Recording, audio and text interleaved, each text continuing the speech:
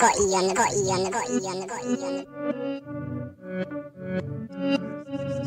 to your mind.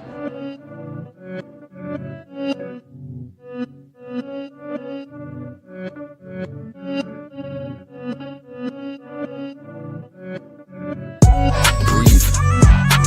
I stay quiet as I light on my loud light. Breathe. I balance diet, I'm just trying to get my pounds right. Breathe. I stay quiet as I light on my loud light. Breathe. I balance diet, I'm just trying to get my pounds right. Shouts all of my team, I need more than a mattress support. In my dreams, could grab a few Zeds like I'm falling asleep, but I don't wanna wake for the morning. Grief, breathe. Tears drop to the form in the sea. A broke heart, but it's worn in my sleeve. Never listened, I was warned in my teens, but I still skipped school, I was taught in the streets. Ring back, don't call for police. Stand tall, don't fall for the beast. Got issues with trust, so I'm born to believe. We've been a victim of love and now we're caught in it deep. Breathe. Yes, people, what's happening? And welcome back to Gav Goes In. Big up to Babs One Diva. Big up to yourself each and every time. And guys, yeah, listen, this is the my World Cup series that I'm gonna start. You know, so it's about going through the major teams in the World Cup. So you've got the likes of France, which I'm discussing today. Obviously Spain, you got Brazil, Germany, Argentina, Holland, England, Belgium and Portugal.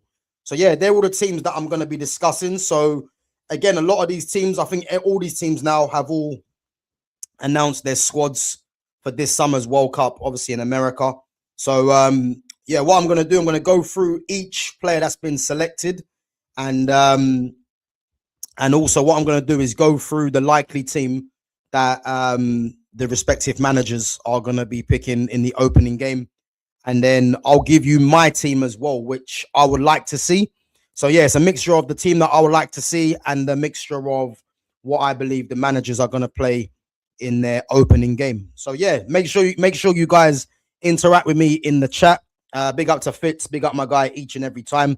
So yeah, guys, make sure you interact with me in the chat and let me know what you think of some of the players selected and what you think of the chances as well of a lot of these teams. You know, there's a lot of teams I think that will fancy their chances. None other than the team that we're going to discuss now. So what I'm going to do, I'm going to share my screen, guys. Yeah, so I'm going to put on the players that have been selected. So again, this is France. You know, obviously the last World Cup, France made it all the way to the final, getting beat by Lionel Messi's Argentina. So yeah, France will be fancying their chances. You know, a lot of talent in their squad. So yeah, we're going to go through each player to see what's been selected. But guys, before I do that, actually, just so I don't forget, yeah. Where is it? Let me see. Yes. So this France squad, guys, that has been picked, yeah. This France squad, like the amount of talent that they have in that nation. So if you look at the players that haven't been selected, yeah. So you've got Guillaume Restes, goalkeeper, who's an up-and-coming goalkeeper. So I expect him to be figuring for France, you know, in the next Euros, in the next World Cup. So I definitely think he'll be there. You've also got, let me see. So you got Lenny Yoro, no Castello Lucaba, no Eduardo Camavinga, which is a massive one. Let's hope United can do it, can do some business as he's not going. And obviously there's no Hugo Ekitike either. You know, so whether it's injury or, you know, not being selected, you know, that's the kind of players that they could have chose from that are not going with them. Yeah. So anyway, we're going to go through. So I'm just going to just put them on my screen now. So obviously Didier Deschamps selecting his 26-man squad. First up is Mike Maignan. Yeah. So Mike Maignan's been in goal for France for a number of years now. You know, AC Milan, I believe he's AC Milan's captain as well, and hugely experienced. I think Maignan might be in his 30s. So again, him being selected is not really a shock, if I'm honest. As I said, I think he's one of the best keepers in the world. You know, probably may have dropped off slightly, but still, you know, a commanding presence for AC Milan and for France. You know, obviously was in goal when they made it all the way to the final. You know, 37 appearances this season for AC Milan, 13 clean sheets, 108 saves, 35 conceded. You know, which ain't too bad, to be honest with you. You know, it ain't too bad. And again, he's going to be in goal for France, no doubt. And as I said, man, he's a as I said, I think, you know, he'll be going in there, you know, looking to you know, spur his team on, his nation on, to going all the way to the final again. You know, and as I said, he's a very good keeper. You know, very adept with the ball at his feet. You know, very good shot stopper as well. But I think the biggest thing about him is his commanding and his composure as well. So yeah, he'll definitely be a goalkeeper that should be one of the standout keepers in the tournament as well. Moving on, we've got Brice Samba. Again, Brice Samba, formerly of Nottingham Forest, if those of you that don't know. Again, I'm not sure how many caps he has for France, you know, but again, he'll be the backup to Mike Maignan, you know, and again, you know, 32 appearances, I believe, for Lens, who finished second in Liga. 10 clean sheets, 87 saves, and 44 conceded. Again, decent, you know, but he's more or less going to be a backup. So I don't really expect him to get any game time, along with the third choice keeper as well. So I think Mike Maignan is probably going to play all the games, unless they want to rest him if they've qualified in the group. But again, a decent backup. So yeah, I think he's someone that should be looked at. Moving on to Robin Risser. Again, he's a relatively unknown keeper. I think he actually was in goal for Lens, funny enough. So, you know, Lens finished second. I think, where's Brice Samba? I'm not even sure where Brice Samba plays for, actually. But Robin Risser, obviously at Lens, you know, obviously by all counts had a good season. And, you know, probably would have thought Lucas Chevalier would have been the third choice keeper. But again, Lucas Chevalier, you know, he's been replaced by PSG by Safanov. So that's probably why Chevalier didn't get the call up. But 33 appearances, 11 clean sheets, 78 saves, and then 35 conceded. And again, very similar to the likes of, you know, to Brice Samba, Mike Maignan. But again, he's going to be the third choice keeper. And I don't really expect any of the keepers to be getting, you know, any sort of game time, if I'm honest, you know. But again, you know, that makes up the three keepers. Now let's move on to the defense. William Saliba, coming off the back of a Premier League title, you know, with Arsenal. And to be fair, Saliba as a defender, I actually do rate Saliba. I think he's a good defender. Do I think he's as good as, you know, as, I don't know, as a Marquinhos? Not for me yet, but I definitely do think, you know, he is a very good defender, and his partnership with Gabriel as well is very solid. You know, 31 appearances, 22 tackles, 145 clearances, 54.5% aerial duels, 56.6% total duels, 17 interceptions and 17 blocks.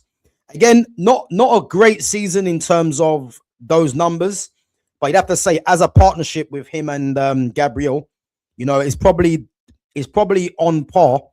I would say the best partnership right now in world football, you have to look at Marquinhos and William Pacho. And I think Gabriel and Saliba, you know, they're closely behind in that respect as well. Big up to Exedra, big up my guy each and every time. What's happened there? Yeah, so I think with William Saliba, you know, he'll be going into this tournament confident off the back of a league win, you know, and obviously they've got the Champions League on Saturday as well. The only question is, does William Saliba start for France? This is the big question, you know. But again, I'm going to go through the lineup anyway of what I think Didier Deschamps will do at the end once I've discussed every player, and then we'll go through the team that I would play. Deo Upamecano, Bayern Munich centre back. he actually is very good for France. Funny enough, I think he's been labelled with the tag of, he's got a mistake in him. But for France, he's actually very good. And Didier Deschamps looks at Upamecano as his main centre back as well. 24 appearances, 29 tackles, 89 clearances, 56.7 aerial duels, 57.6 total duels, 22 interceptions, and 6 blocks.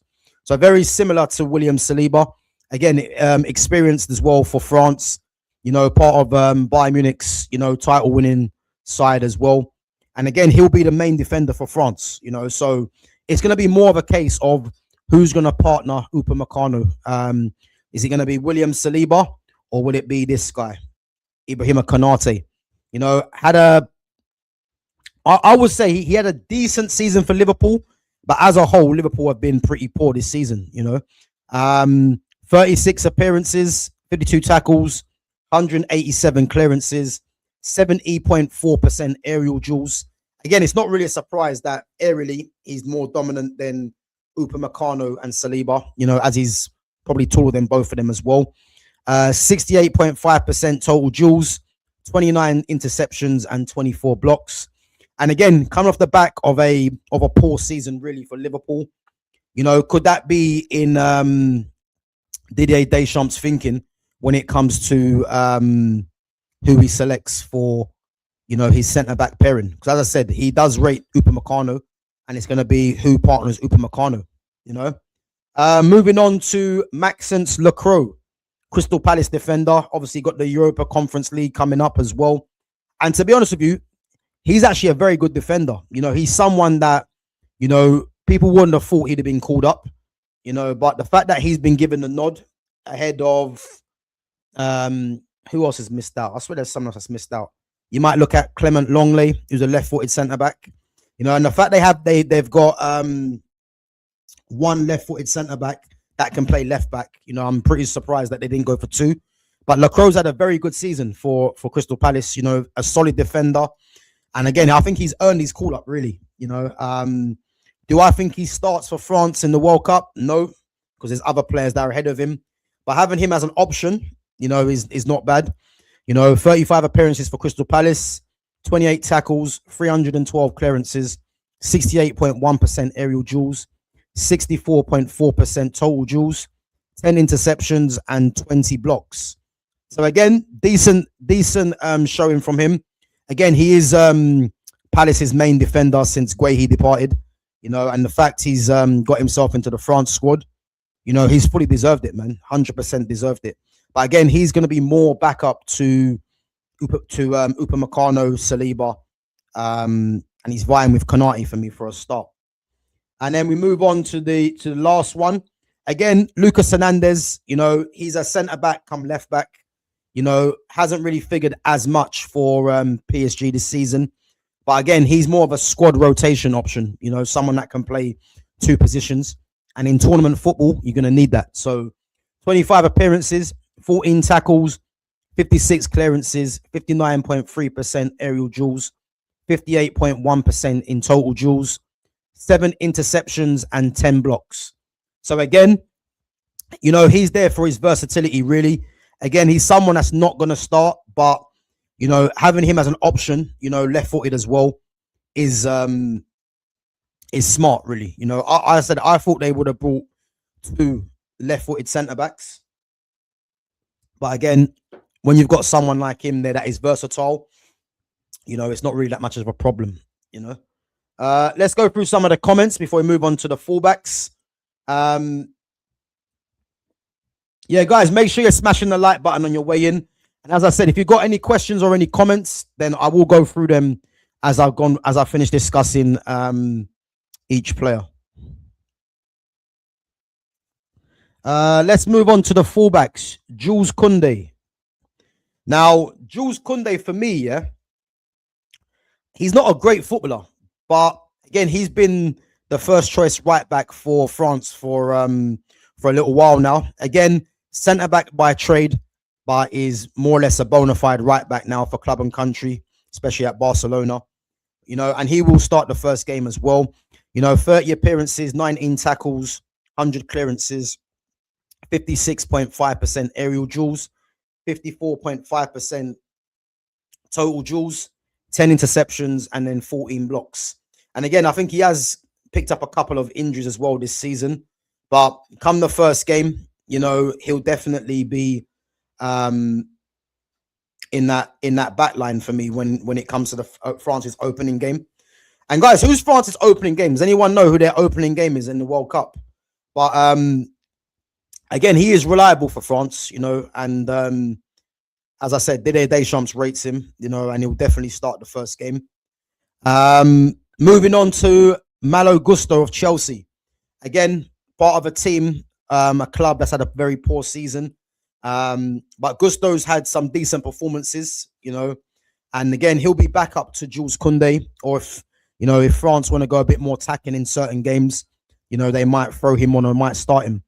34 appearances, 31 tackles, 69 clearances, 39.1% aerial duels, 51.8% total duels, 17 interceptions, and 4 blocks.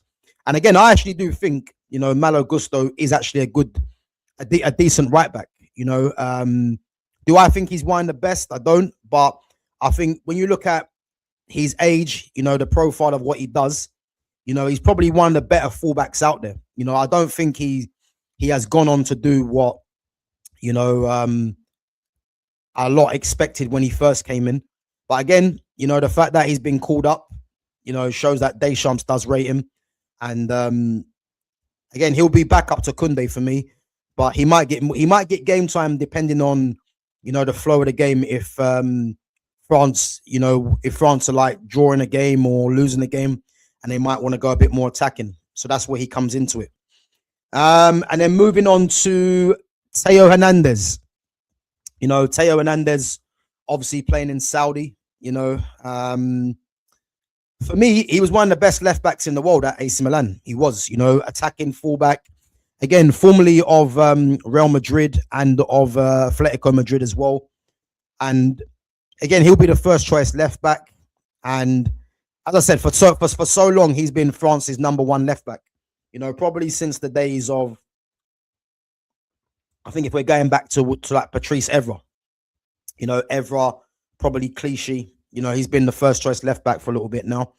31 appearances this season, 22 tackles, 28 clearances, 61.1% aerial duels, 54.2% total duels, 25 interceptions, and 15 blocks. I was surprised he actually went to Saudi, because I would love Man United to sign him personally when we were looking for a left back, and we still are now anyway. But as I said, man, he's a very, very good left back, attacking left back. And, he could be one of the players to watch in this tournament in terms from an attacking aspect, because on that left-hand side, which, if I'm expecting what they're going to do, he could be a massive threat, and I think he's late 20s. I think he might be now. But yeah, very, very good left back. And as I said, man, I'm expecting him to have a good World Cup. Moving on to Lucas Digne of Aston Villa. 31 appearances, 18 tackles, 61 clearances, 57.4% aerial duels, 55.4% total duels, 15 interceptions, and 4 blocks. And obviously part of the Aston Villa team that just recently won the Europa League as well. So he'll be heading into this tournament with confidence. Again, he's going to be back up to Theo Hernandez, but he's actually a very good left back, Lucas Digne, and I think just like Malo Gusto, they might throw on these players, whether it's to change the flow of a game or to rest these players.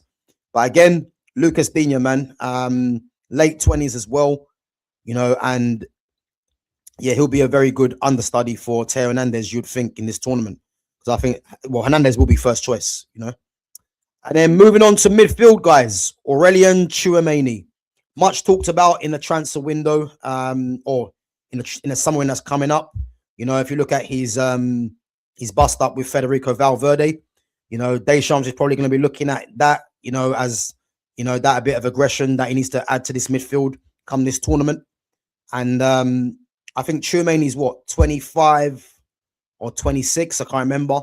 But if you actually remember Tchouameni when he was at Monaco, yeah, Cesc Fabregas was saying that Tchouameni is going to be one of the best midfielders in the world when he was with him at Monaco. So the fact he's at Real Madrid, he's had a fallout with Valverde. I'm hoping Man United can sign him. Is it realistic?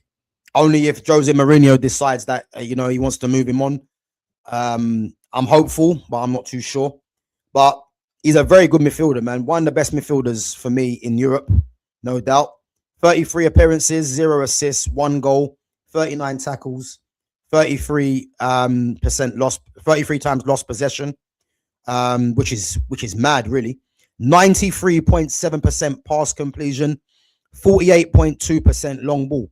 And again, the pass completion, guys, is not a true reflection because it could be short passes, what I'm trying to say. But the way that he plays, just keeps the ball ticking over, keeps it nice and simple, which is why he's got a very high percentage. And only losing the ball 33 times is crazy in a midfield area, and it just shows you what he's all about. He very rarely loses the ball. And again, he's going to start for France in that midfield. And it's more or less going to be who partners him, really, But yeah, he's a very good player, man. And yeah, thoroughly enjoy it. He deserves his inclusion. Warren Zaire-Emery of PSG. I think Zaire-Emery is probably one that many wouldn't have expected. Very, very good player. Made his debut for PSG, I believe, when he was 16, I believe, And obviously centre midfielder, but can play right back as well. As you guys would have witnessed when they played against Bayern Munich when Hakimi was out injured. 32 appearances, 4 assists, 3 goals, 37 tackles, 68 lost possession, 94.7% pass completion, and then the 37.5% long balls. And again, he'll be getting ready for the Champions League final on Saturday. Do I think he starts? I don't think he starts, but he's definitely going to be getting game time off the bench, you'd believe. And again, very, very good midfielder. And he is going to be part of their midfield for years to come, like no doubt. Adrien Rabiot, Didier Deschamps' love child, I call him, because the fascination with Rabiot and Deschamps needs to be studied. And again, Rabiot's a good footballer. He's a very good footballer, formerly of PSG as well. I think he's still at Juventus, I believe, or is he at Marseille or something? I can't remember.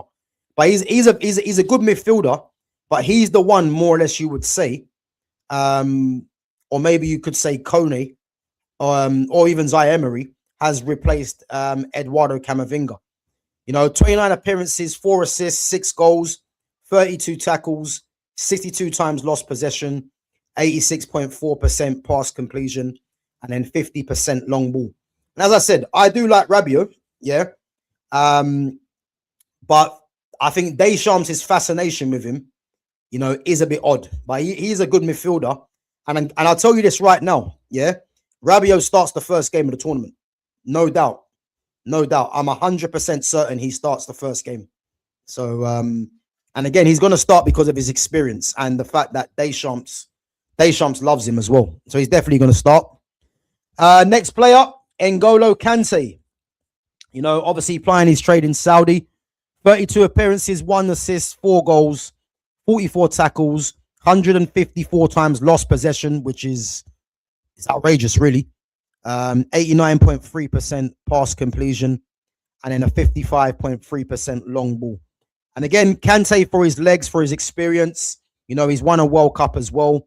He's in this squad really because of what the influence he can give to that midfield in this World Cup. And do I think Kante starts? No, but I think Kante will be one that if France want to try and see out a game, they'll use his experience and his legs to just cover the ground and get them over the line. And I think that's how I think he's going to be used for France. And then Manu Kone of Juventus. Again, good player. Am I surprised he's in the squad? A little bit, because you could arguably say he's replaced Camavinga. But again, man, um, had a decent season to be fair. 29 appearances, 3 assists, 2 goals, 32 tackles, 73 times lost possession, 91% pass completion, which is very good, and then a 41.1% long ball. And again, Manu Kone for me he's like another one. I don't think he's going to start, but bringing him on, with his energy and his quality on the ball is going to be invaluable for France, and again, that makes up a solid midfield, you would say. It's just that the frustration for me, really, is that there's no Camavinga and no Paul Pogba. Again, Pogba couldn't prove his fitness, so it was unlikely. And then Camavinga, form or game time. But if I was France manager, I'm having Camavinga and Pogba in that midfield immediately, But again, both of them miss out, man, which is annoying.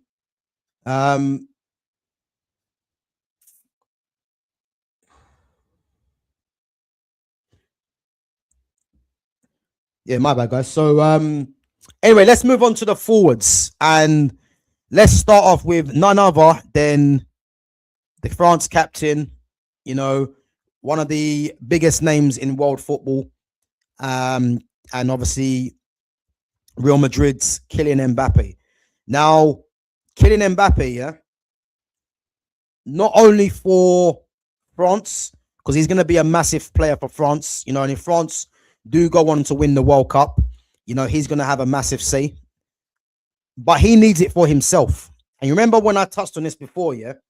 You see with Kylian Mbappe, the fact that Ousmane Dembele has won a Ballon d'Or before him, and who's to say that Dembele won't win another one this season? Because I'll tell you this for free, yeah? If PSG win the Champions League and then France win the World Cup, Dembele wins back-to-back Ballon d'Ors. It's a fact, yeah? So again, Kylian Mbappe is in a catch-22 situation, because I don't think there's anyone here that would have thought that Dembele would have won a Ballon d'Or before Mbappe. I don't think anyone would have thought that, yeah? And it could be on the verge again, and I think Mbappe needs to have a strong World Cup, because there's no denying, since he's gone to Real Madrid, they've had 0 trophies in 2 seasons. Is that all down to Mbappe? No, but there's no denying that the balance of the team is off since he's come to the club. And this was something that I touched on when he first arrived, especially with the Vinicius Jr.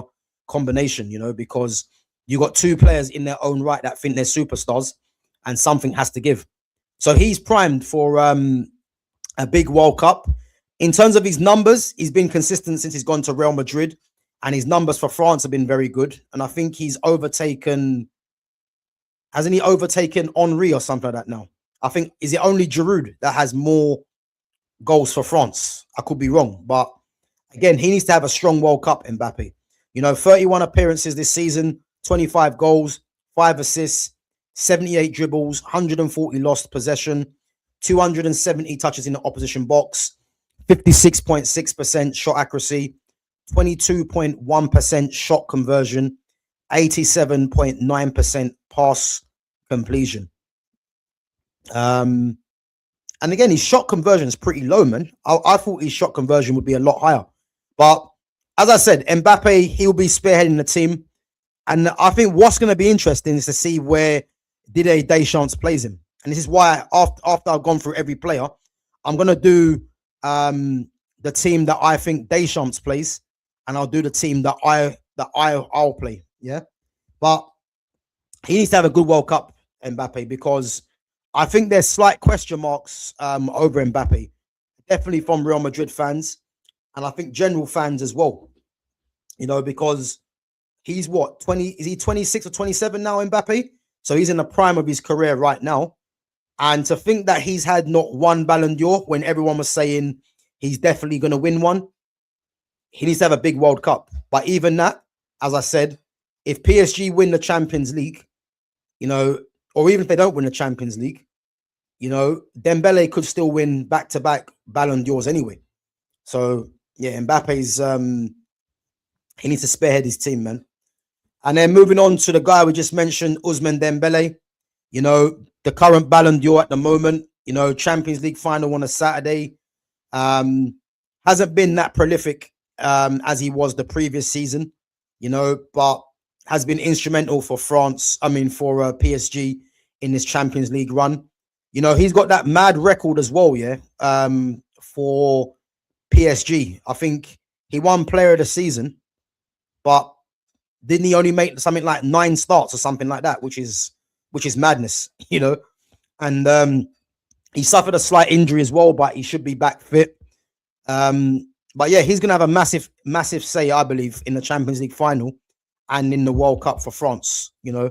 And it's how France put it all together for me with the attack they have, because you know they've got some of the best attackers in world football right now, you know, all in their squad. And that's missing Ekatike, who's out injured. You know, 22 appearances, 10 goals, 7 assists, 11 dribbles, 36 times lost possession, 74 touches in the opposition box, 50% shot accuracy, 29.4% shot conversion, and a 82.2% pass completion. So again, Dembele, could he win back-to-back Ballon d'Ors? You know, it starts on Saturday, you know, and it could end with a World Cup final in sight, you know. But let's see. And moving on to one of my favorite players in football now, you know, a player of genuine world-class ability, you know, and it's good to see Michael Olise, formerly of Chelsea, formerly of Reading, formerly of Crystal Palace, and now at Bayern Munich, you know, and what a player he is. As I said, there's only one player on that right wing, left-footed, that stacks up to Olise, and that's Lamine Yamal. And that's just how good Olise is, you know. Someone that isn't blessed with outrageous pace, but what he is blessed with is just mad technique, you know. First touch on point, you know. The guy is just he's just a class footballer, you know. And the fact that he's in this French squad, he has to start for me. I've got no doubt in my mind that he starts for France, because the season he's had for Bayern Munich, you know, double-digit goals, double-digit assists, you know, and he's a top player, Michael Olise, man. And 32 appearances, 15 goals, 20 assists, 27 dribbles, 148 times lost possession, 162 touches in the opposition box, 70.2% shot accuracy, 20.2% shot conversion, 86.9% pass completion. I thought his pass completions, to be fair, would have been slightly higher. But as I said, man, what a footballer he is. What a footballer. As I said, I'm looking forward to watching France. I'm looking forward to watching the World Cup, and especially seeing what he does, because if France go on to win this World Cup, I believe he's going to be instrumental, along with a few other players as well. Because as I said, man, they've got some serious talent, man. France, some serious talent. Moving on to Bradley Barcola, you know, 29 appearances, 11 goals, 0 assists, 22 dribbles, 104 times lost possession, 116 touches in the opposition box, 57.4% shot accuracy, 23.4% shot conversion, and an 85.5% pass completion. And again, Bradley Barcola for club really has been overtaken, you would say, by Desiree Doué. You know, I think in terms of Barcola, he has to leave PSG for me, because, you know, he's still young, but maybe, you know, because Doué's come through,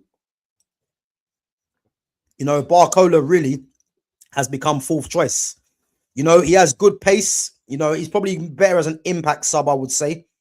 And I think that's how he's going to be used for France. But again, having a player like him that, you know, that can have an impact off the bench, you know, is going to be good for France, man. And as I say, they've got a lot of talent, man, in that attacking ranks, man. So, but again, he's not going to start for me for France, but he'll be an impact sub. You know, I'm likening Bradley Barcola to what Kingsley Coman used to do for France. You know, for me, he's like the replacement for Kingsley Coman. You know, very good player, but probably not a bona fide starter. But these kind of guys that you have in their squad, they will have impacts, you know, and this is why it's about having, as much attacking options as possible, and I think Bradley Barcola for me will be that impact sub. Moving on, Marcus Thuram, Inter Milan's Marcus Thuram, the son of Lilian Thuram. And for me, I'm not a massive fan of Marcus Thuram, I'll be honest, but you can clearly see what Deschamps is doing. He's gone with power through the middle, which he's brought two of them, one of them being Marcus Thuram. 29 appearances, 13 goals, 6 assists, 4 dribbles, 78 times lost possession, 128 touches in the opposition box, 55.7% shot accuracy, 25% shot conversion, 79.3% pass completion. And I think, as I said, he'll be someone that I don't see him starting for France, but maybe in the third game, if France have already qualified, they might play him. But he's going to be there as a physical presence, someone that can run the channels as well. And again, he can be an asset, but I'll be very surprised with the attack that they have if he starts, put it that way. But he is a player that you can look at as, could have an impact as well. Moving on to Desiree Doué. Desiree Doué. They were likening Desiree Doué as the closest competitor to Lamine Yamal for the next Ballon d'Or. Massively talented Desiree Doué. Does he start for France? I mean, he's got the talent to start, and there's no doubt about it, but it just shows you how stacked France are in their attacking positions, because I'm looking at that France team with the attack here, and for me, there is 5 starters there, in my opinion. I think they've got 5 starters in that attack that I would definitely love to see play.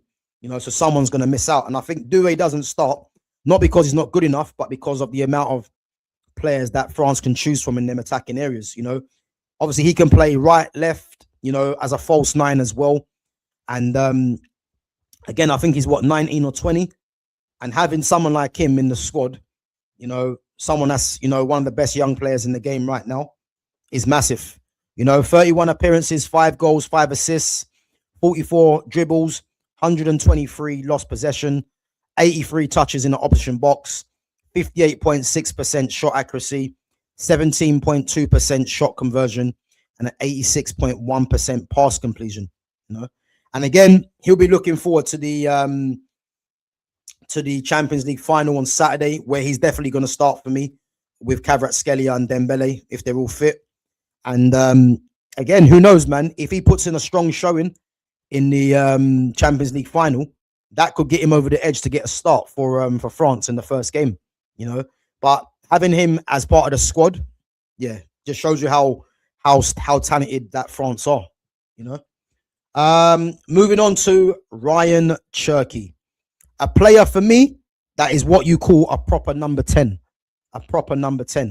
And the thing with Cherki, Cherki for me has to start, but I don't think he does start. And again, we're going to go through the lineup builder in a couple of minutes so I can show you what I believe what Didier Deschamps is going to do as his first lineup, and I'll go through my team.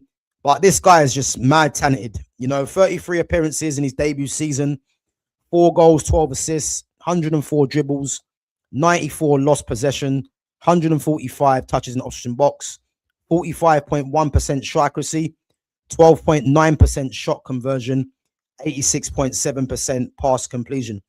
And the reason why I'm a massive fan of Ryan Cherki is because you see the blunder that Thomas Tuchel done in not taking a Cole Palmer or a Phil Foden, which I did tell you guys that Phil Foden wasn't going to go to the World Cup.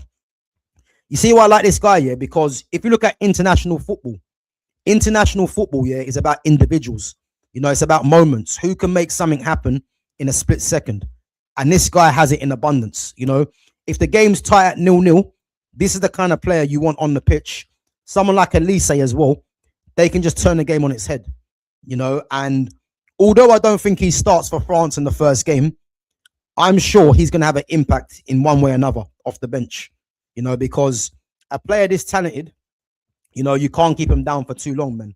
You know, he's a top player, man. So I'm looking forward to watching France and watching players like Cherky, like Michael Elise. You know, I'm looking forward to watching them kind of players, man. So yeah, let's see what happens. And then we've got the last two. Someone that's relatively unknown, Magnez Akliouche, you know, of Monaco. Again, he's going to be backup, you know. I would say he's going to be backup to the backup, if that makes sense, yeah? Because I think Barcola will be backup, but I think Akliouche will be backup to the Barcola. So again, he's part of the squad, but him getting game time for me will come when, you know, when France are probably already qualified in the group. And, you know, if they want to give some game time or run out to some players, I think that's when he probably gets his game time. But 31 appearances, 6 goals, 6 assists, 10 dribbles, 98 times lost possession, 78 touches in the opposition box, 57.5% shot accuracy, 18.1% shot conversion, 84.5% pass completion, you know.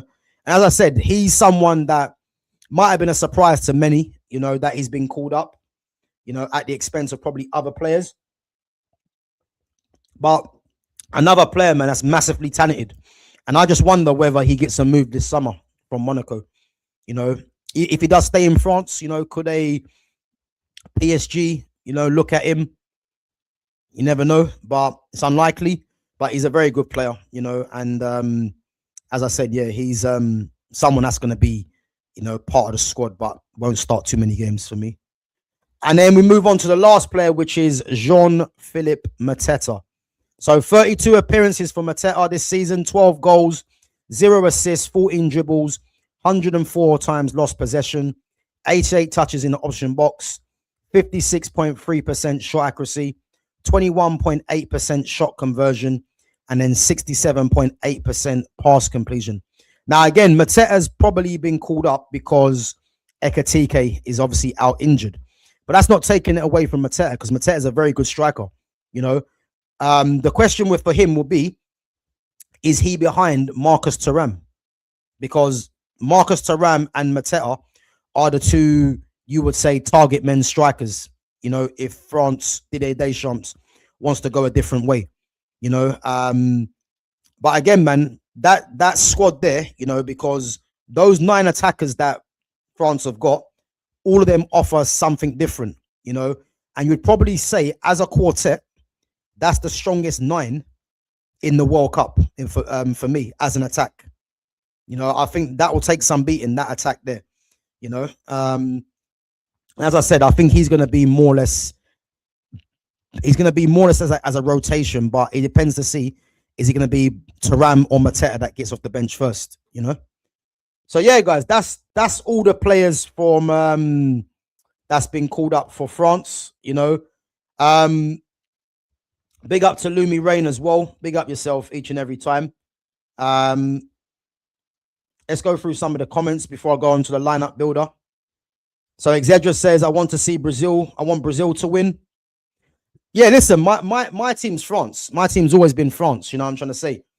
You know, it's always been France. But I just want to see some good football. You know, I think Brazil are not the Brazil of old.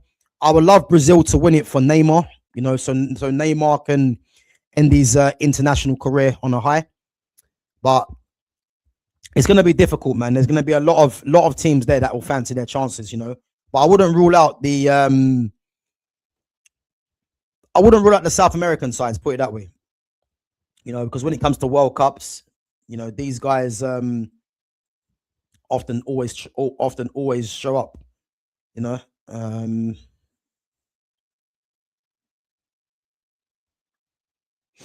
So yeah.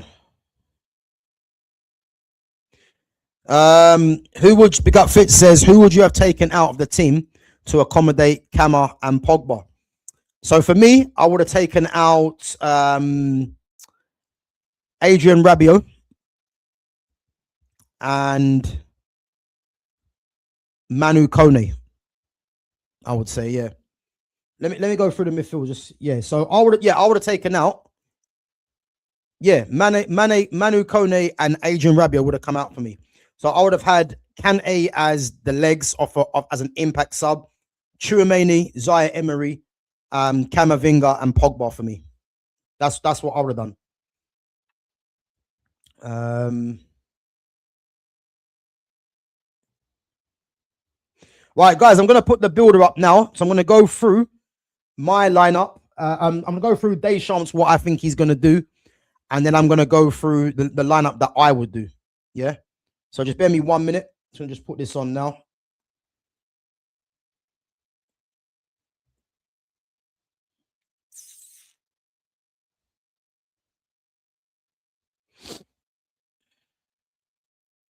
Oh, what's happening?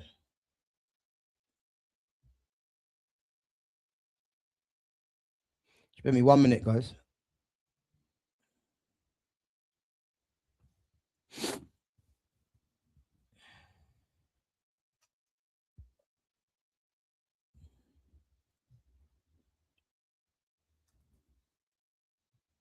Right, let's get this share screen on.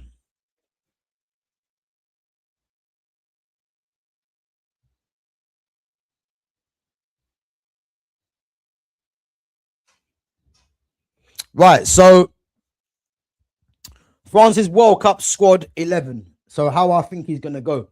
So I'm going to change the formation, yeah, because for me, I believe that I think for the opening game, yeah, and again, I hope I'm wrong, but I think Didier Deschamps is going to play a 4-3-3. I think he plays a 4-3-3, yeah. Now, and again, guys, keep your questions and comments coming through, yeah. But I think he plays a 4-3-3. And I believe what he does, this is the team I think he's going to play. So he's going to play Mike Maignan in goal. And again, no surprise, Mike Maignan will be between the sticks, you know, experience, one of the best keepers in the world as well. The back four, I think right back, what he does, he's going to play Jules Koundé. Yeah, I think the fullbacks are set in stone with what Deschamps is going to do. So he's going to play Jules Koundé right back, and then left back will be Theo Hernandez.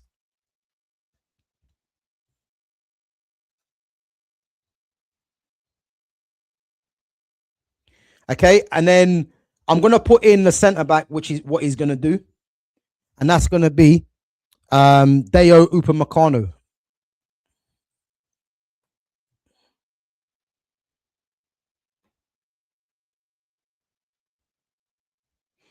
Okay, so far, yeah, that is the defense that he's gonna that I believe Deschamps is gonna do.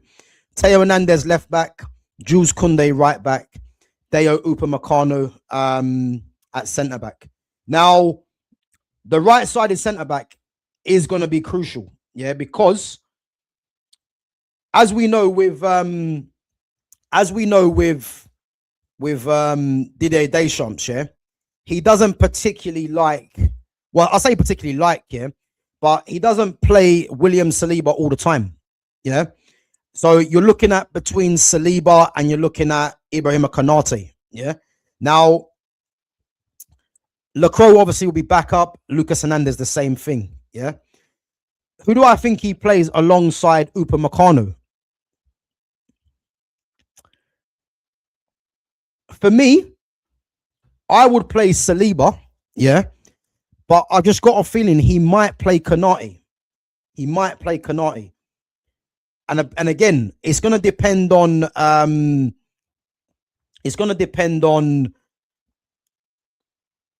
does he go with Saliba off the back of the league title win, a potential Champions League? I don't know, you know, or does he go with Konate over preference? I'm not too sure. But what I will tell you, yeah, I think he actually goes with,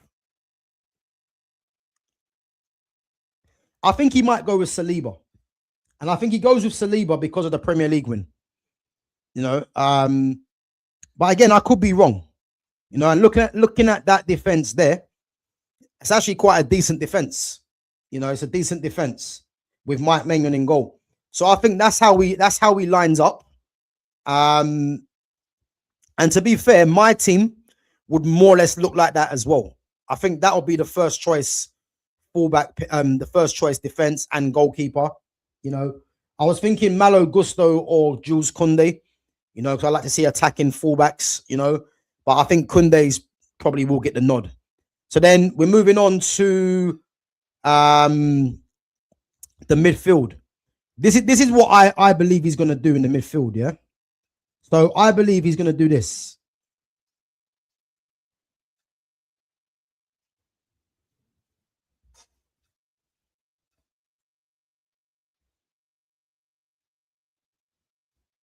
So I think he does Rabiot, and then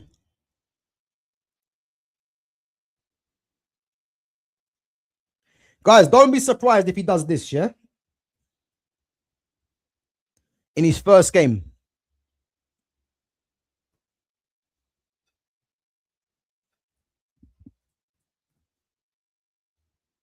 So I think Didier Deschamps is going to play a midfield three like that in his first game, which, to be honest with you, is annoying because I would prefer him to go a bit more attacking and play with a number 10.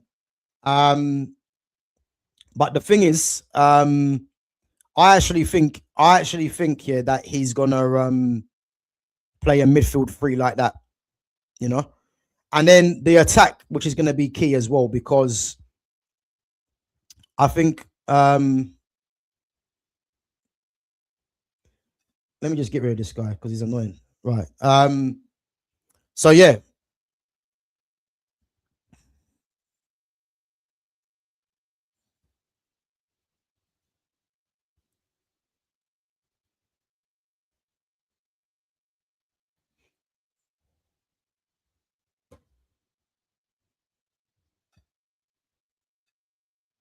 So yeah, I think he's going to play that three, and then I think with the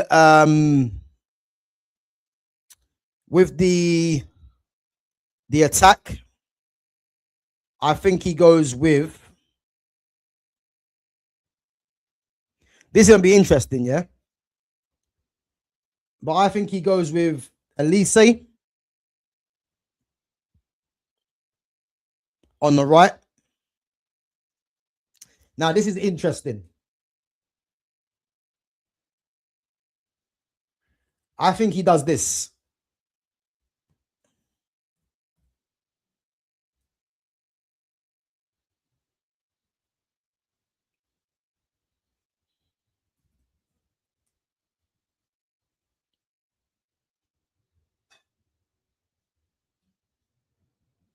I actually think, yeah, he does that.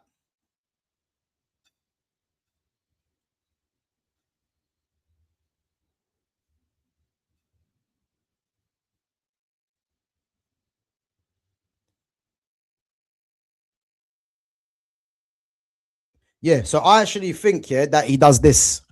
With that front three. So, but again, it could be the other way around. He could play Dembele from the left and then Mbappe through the middle. So again, it's one of them things really that they've got so much options to choose from, you know. So that team there, yeah, of Mike Maignan, Koundé, Saliba, Upamecano, Teo Hernandez, N'Golo Kante, Tchouameni, Rabiot, Elise, Dembele, and Mbappe. Yeah, I mean that is a solid team there, and that's a team there. Not to mention, yeah, they've got Doué on the bench. You know, they've got Cherki. You know, they've got Barcola, Mateta, Thuram in attack, Akliouche, you know, Manu Kone on the bench. They've got a lot of options, you know, Zaire Emery as well, you know, or even Zaire Emery could play instead of Kante. But I think he might go with that team there. I think he goes with that team. Gav, what are your 3 best ever World Cup moments?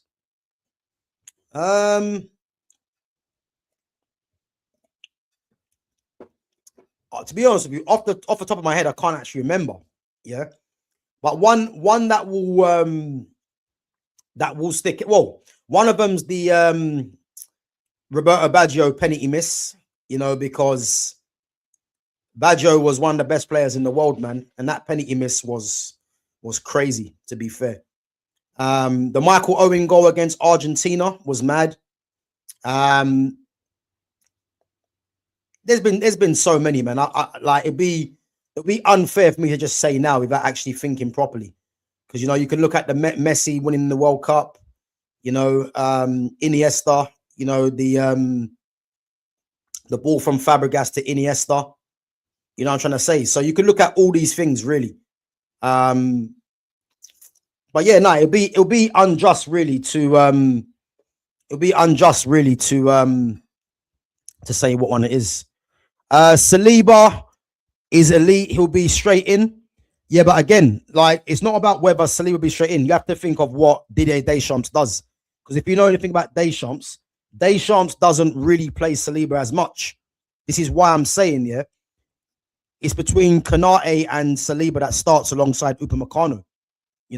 Me personally, I'd probably start. I would start Saliba, but don't be surprised if Deschamps goes for Konate. I'm telling you. Gav, can France win the World Cup? Yeah, of course they can. I mean, they made it to the final last time, so of course they can. You know what I'm trying to say? But will they win it? I think a lot of it's going to depend on Deschamps, because that's the team I think he starts with. That's not the team that I will go with. Yeah, so I'm going to change my team and tell you what I would do. And I'm going to go for the 4-2-3-1. Again, a lot of these players, yeah. So for me, I would play. So let's remove. This is what I would do for France, yeah. I would play.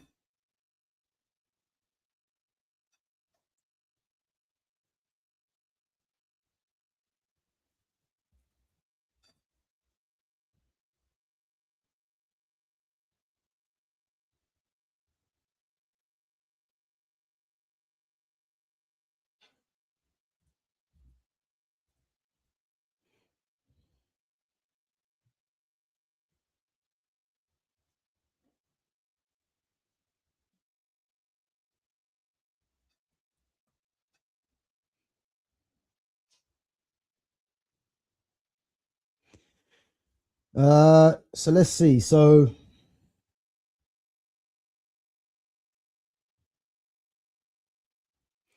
and this is why it's annoying, because Camavinga for me would be starting. He'd be starting with Tchouaméni in the midfield. But I'm going to play Rabiot purely because Rabiot's left-footed, and you need that balance in the midfield. I was tempted to put Zaire Emery there, but I think Tchouaméni has to play and he's right-footed. So that is actually the team that I would start with for France. That's 100% the team that I would start with France, because that team there, you've got pace, you've got guile, you've got quality, and you've got two players in Cherki and Elise who are two sort of maverick players, and it's one of them things where you've got pace from Mbappe and Dembele. Dembele playing the false nine, I think, has been a masterstroke from Luis Enrique. And I think if you play him as a false nine, you can have that interchangeable ability from him and Mbappe. And I look at that team. This is the team that I would start with France. I would take off Rabiot and play Camavinga, but Camavinga's not there. So that is the team I'd play. Give Cherki the free role, Elise on the right, Mbappe, Dembele. And again, you've got options off the bench. As I mentioned before, Doué. If you want to play a more central striker, that's more of a target man, Mateta or Thuram. Even if the midfield, you want to change it up, Manu Kone, Zaire Emery. The fullbacks, you got Digne you can have Digne or Teo Hernandez, Koundé or Malo Gusto. The defense we've spoken about already. And I think if they play this team here that I'm looking at right now, that's a team there that should get semi-finals as a minimum. So yeah, that's the team that I will play for France, man. But Deschamps for me is going to play the 4-3-3, as I said, and I can just see him going a bit more cautious and defensive for the first game. So yeah, man, that's what I can see happening. So, but guys, yeah, let me know what you think of the lineup. Let me know what you think of what you think of France's chances in this World Cup. Let me know. What do you consider the best World Cup goal of all time? Boy, I don't know, you know. Best World Cup goal of all time.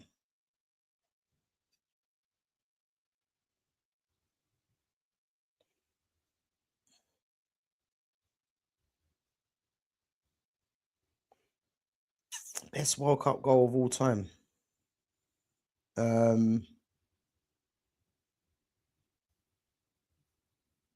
I don't even know, you know. That's a good question. I can't even tell you. I can't even tell you, man. Best World Cup goal of all time. I don't know. I don't know. It's hard. It's a hard one.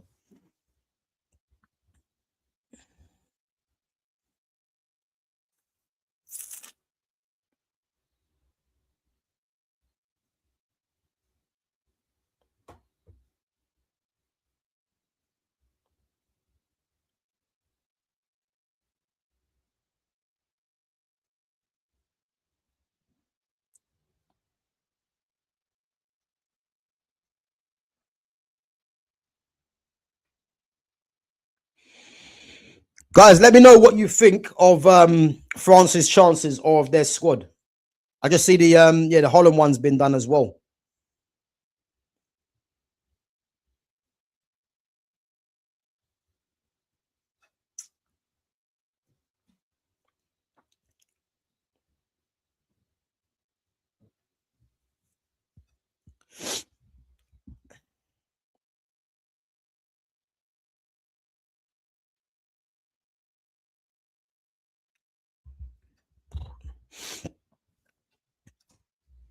Right, guys, I'm going to wrap it up in a bit. If anyone's got any other questions or comments, make sure you get them in before we wrap it up.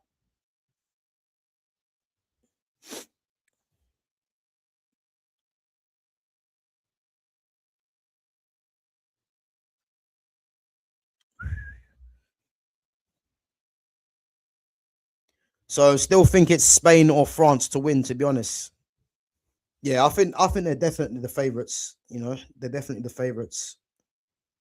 Again, a lot of the squads though, there is some surprising names in there. Like there is some surprising names because this is the one thing about the World Cup coming up. You know, it's like there's always sure to be a surprise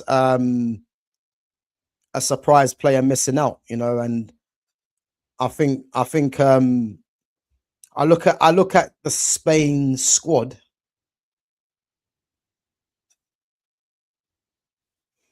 We'll tell. I think a lot of them. What's this? So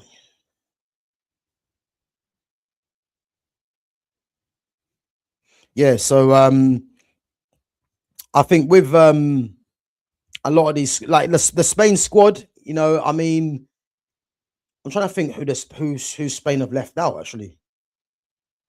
They've left out. I think they've left out someone that's more like there's no Alejandro Balde at left back. Grimaldo's gone as backup to Cucurella, and the Balde one I think is surprising because Grimaldo's more of a wing back, you know. So yeah, Grimaldo's more of a wing back. Gav, we should all do a bet between mods: France, Spain, or Brazil. Yeah, listen, what are we gonna do? What, a lucky dip or something?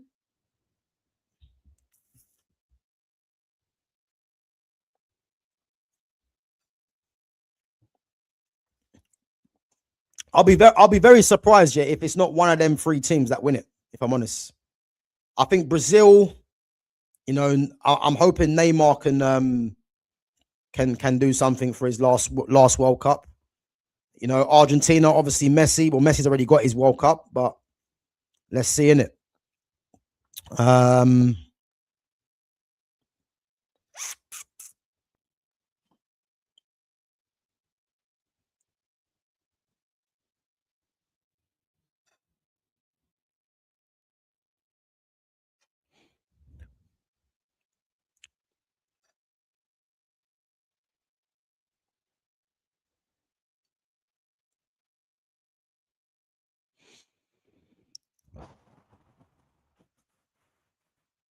so I've got a site that we can do a lucky dip type thing, but we need to agree on entry fee to set up.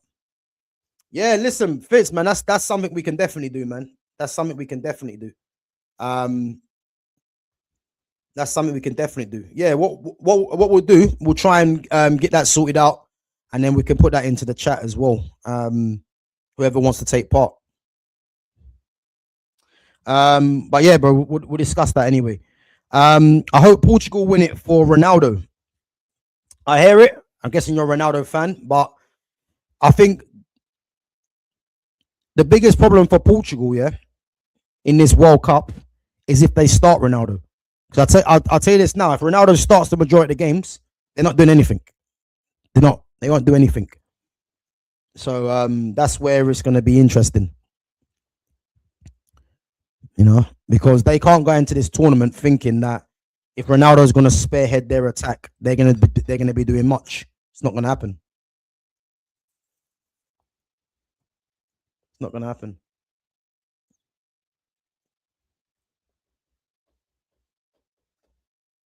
Guys, any Man United news today? Anyone said any Man United news?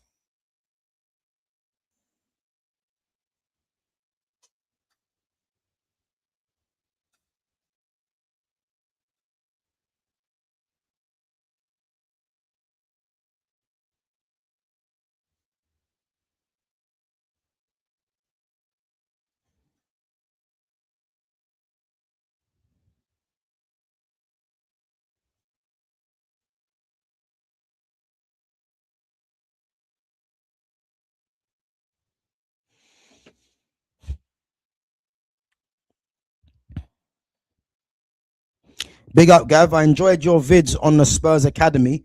I remember the buzz around Michael Malcolm and Owen Price at the time. Yeah, big up, man. Yeah, as I said, yeah, they were a year older than me when I was there. And yeah, they were earmarking Michael Malcolm as someone that was going to come through and be and be like a striker for years to come in the first team. Like they rated him that highly, you know. And Owen Price again, I think they actually bought Owen Price from another team. I can't remember who it was, but yeah, Michael Malcolm was rated highly. And again, it was the same youth team that had Kieran McKenna, obviously Ipswich's manager right now. So he was in that team as well, playing in central midfield. So yeah, but yeah, no, big up for watching, man. As I said, yeah, man, those were the memories back then as well. But yeah, the older age group, Michael Malcolm was rated highly, man. As I said, I think I can't remember if he made a first team appearance or not. I can't remember. I don't think Owen Price did, but from that age group there, I don't think there was a player that made a first team appearance. I can't remember. But yeah, Kieran McKenna was part of that team as well. So yeah, it's crazy, man. Man United to re-sign Greenwood, rumours. Hey, listen, if we re-sign Mason Greenwood, you see, Ineos, they would get my respect. I'll tell you that for free. They will get my respect. I mean, it frustrates me to this day, yeah.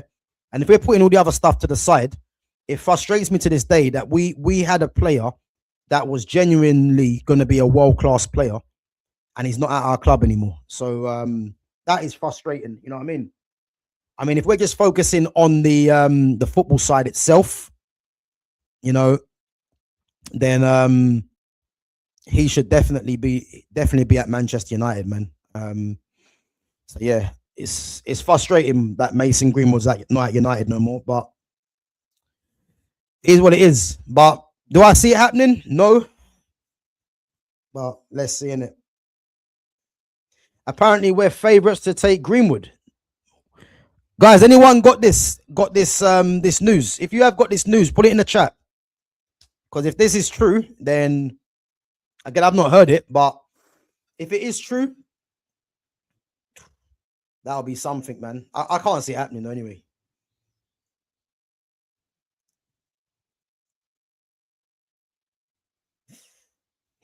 Killing me.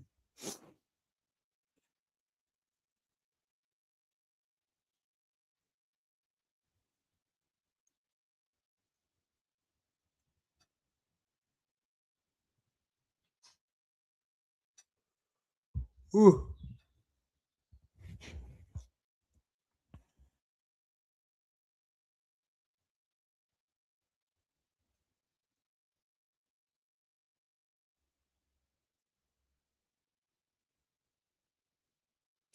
So Fitz says 86 million, but we get 50% back. So essentially it's 43 million. So what are they saying then? Are they saying that are they saying that Man United are looking to buy him back? Is that what they're saying? But because we get 50%, it's gonna be 43 mil. Is that what the news is?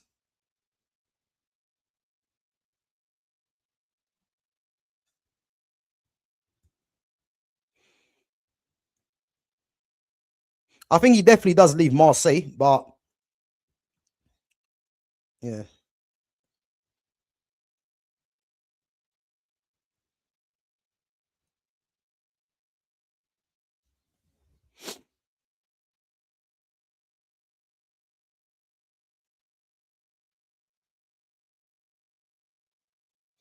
Nah, Fitz, listen, I can't take this seriously, man.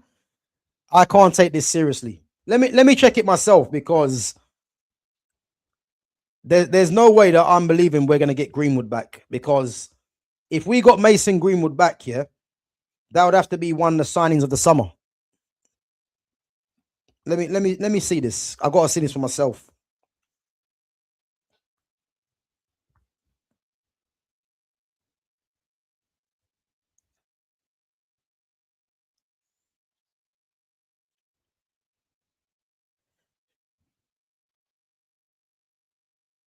Do you know what's mad? Yeah? It's mad to think that Greenwood is 24 now. I remember Greenwood making his debut for United when he was what? Was he 16 or 17?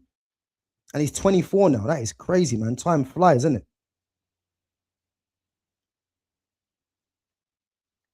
Let me see.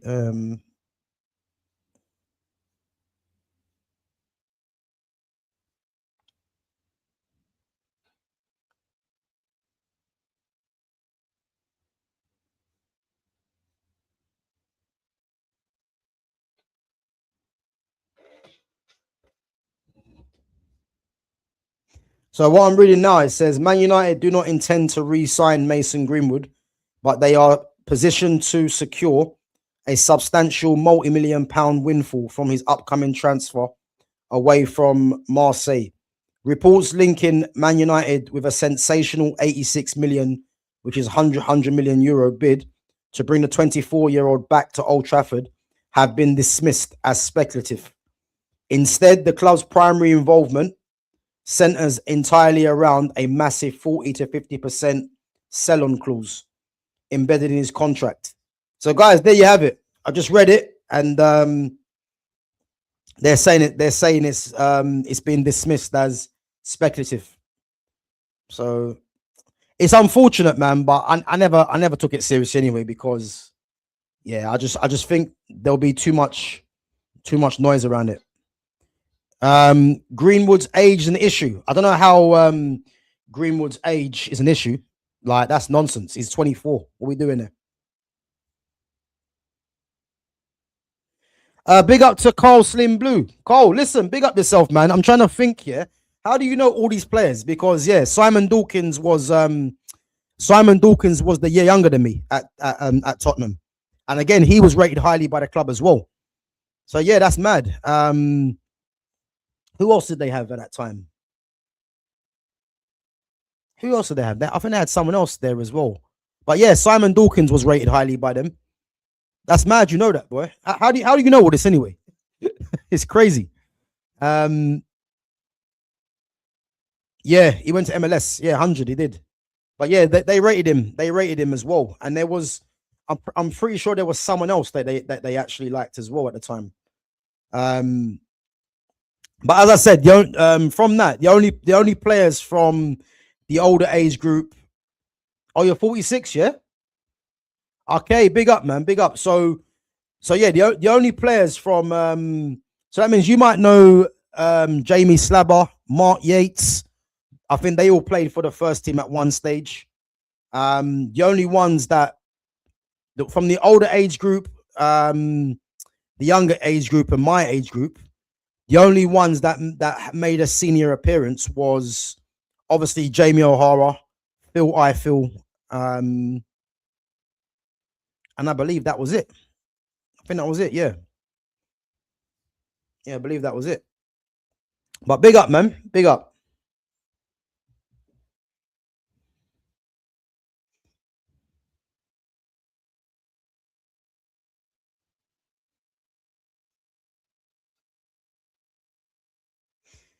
Yeah, big up Fitz. Yeah, Fitz. I've just literally, yeah. I've literally just read out what I've just seen, bro. So it's annoying, man. Yeah, I've literally just read out what they've just said, innit? So what they're saying about the Greenwood one, yeah, is that where's it gone? So what they're saying about the Greenwood one, yeah, is that Man United do not intend to re-sign Greenwood, but they are positioned to secure a substantial multi-million-pound windfall from his upcoming transfer away from Marseille. Reports linking Man United with a sensational 86 million, 100 million euro bid to bring the 24-year-old forward back to Old Trafford have been dismissed as speculative. Instead, the club's primary involvement centers entirely around a massive 40 to 50% sell-on clause embedded in his contract. So yeah, bro, it's frustrating, man, but it's what it is, isn't it? Guys, yeah, make sure you're smashing the like button. Make sure you're subbing to the channel as well. And let me know what you think of the France squad as well. Let me know what you think of the France squad and what you think of their potential lineup that I've just gone through. Yeah, man, big up.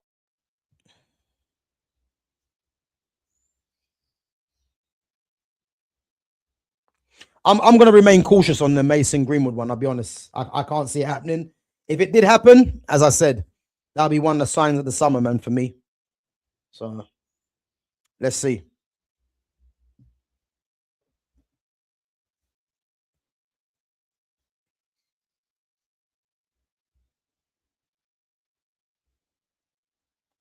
Lumi says Greenwood's ability to understand no is a problem.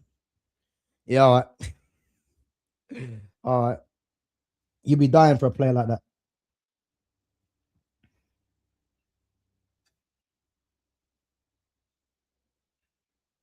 Yeah. Phil made it into the first team. Played. I'm not sure how many first team games he played, but yeah, he played right back.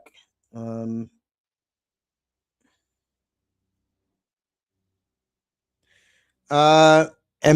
Cherki, Dembele, Elise, front four. That's exactly the team that I've gone for. So again, if I think I've got, have I still got it? So again, I'll put it back on the screen again. Yeah, this is my France team. Although I don't think Deschamps plays this team. I think he plays a 4-3-3 with Ryan Cherki coming out. So for those of you that haven't seen it, that is my France team I want to see for the first game, the opening game. But I just can't see him doing that personally, you know, which is frustrating.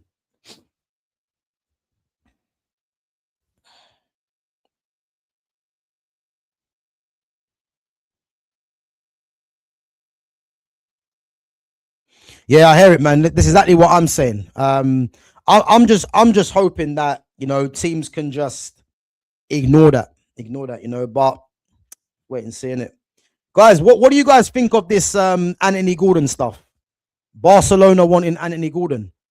I think what that tells me, yeah, is that football is well and truly in a decline, because Anthony Gordon's a good player, yeah, but Anthony Gordon shouldn't really be interested in Barcelona. Let's be honest, he shouldn't be, and I can see why Barcelona are looking at him is because Barca clearly wants someone with direct pace, which is why they've got Rashford there now. They're looking at Gordon as the same. But the very fact that Anthony Gordon's being linked to Barcelona, that just tells you how football's on an absolute decline. Because you can't tell me that Barca have had Rivaldo, Saviola, Kluivert, Messi, Ronaldinho, Eto'o, Ibrahimovic, Sanchez, Neymar, Luis Suarez, Yamal now, Lewandowski, David Villa.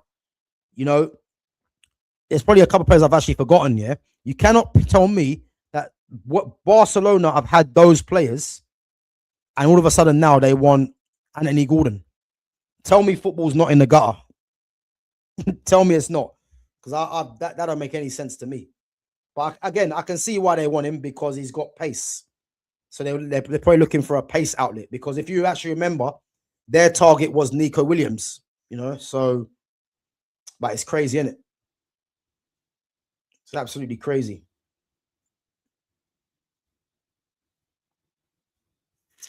Yeah, listen, the team that I went, the team that I think Deschamps is going to play, which I've done already, which is the 4-3-3, is a midfield three of Tchouaméni, Kante, and Rabiot, and then a front three of Elise, Dembele, and Mbappe. That's how I think he goes, but it's not the team that I will play personally,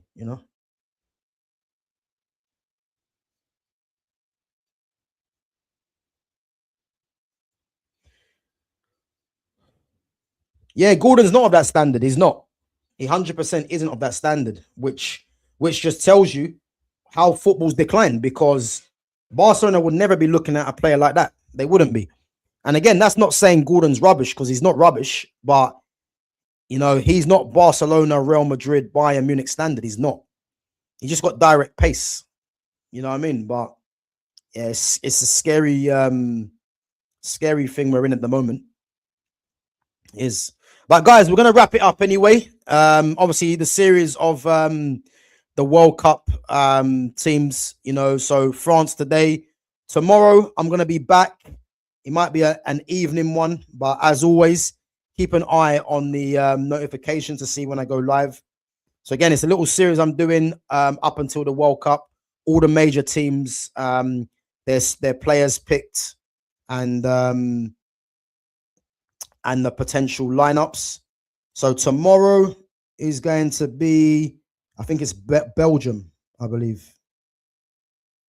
Yeah, Belgium. Is it Belgium? Yeah, Belgium tomorrow, guys. Belgium tomorrow. So, obviously going into that World Cup. So yeah, my prediction for France is going to be, I believe France. I think if, again, a lot of it's going to depend on who they avoid, if you know what I mean, because I think France and Spain are the favorites for me. But I'm going to say France minimum should get to a semi-final minimum. As a minimum, they need to get to the semi-final for me. And then again, depends who they play. Is it going to be a Spain? Is it going to be a Brazil, Argentina, Portugal? England, you never know. Holland, all the teams that I'm going to be discussing. So Germany. So let's see. But I'm saying as a minimum, France need to be getting to the semi-finals with the capabilities of winning the whole thing. So let's see what happens. But